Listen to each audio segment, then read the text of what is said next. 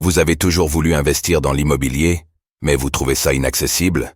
Avec Realty, il est possible de générer des revenus récurrents en quelques clics en investissant dans l'immobilier fractionné aux États-Unis. Vous recevez vos loyers toutes les semaines. Le plus avec Realty, c'est que vous n'avez pas à vous occuper de la gestion d'un bien immobilier. Ce spot vous est présenté en collaboration commerciale avec Realty. Arnaquez crypto sur Discord, 3 astuces pour sécuriser ses actifs. Avec la montée en popularité des crypto-monnaies, les arnaques se multiplient sur les réseaux sociaux, dont Discord. Pourtant, il suffit d'adopter les bons réflexes pour éviter de se faire siphonner son portefeuille crypto. Voici 3 astuces vous permettant de protéger au maximum vos actifs.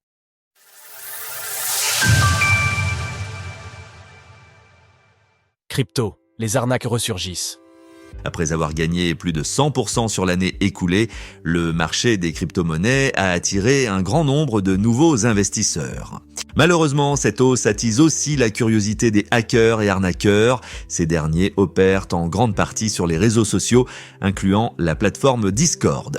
Leur principale stratégie pour voler des cryptos consiste à mettre en place des stratégies d'hameçonnage. L'escroc usurpe l'identité d'une personne ou d'une entreprise en qui l'internaute a confiance.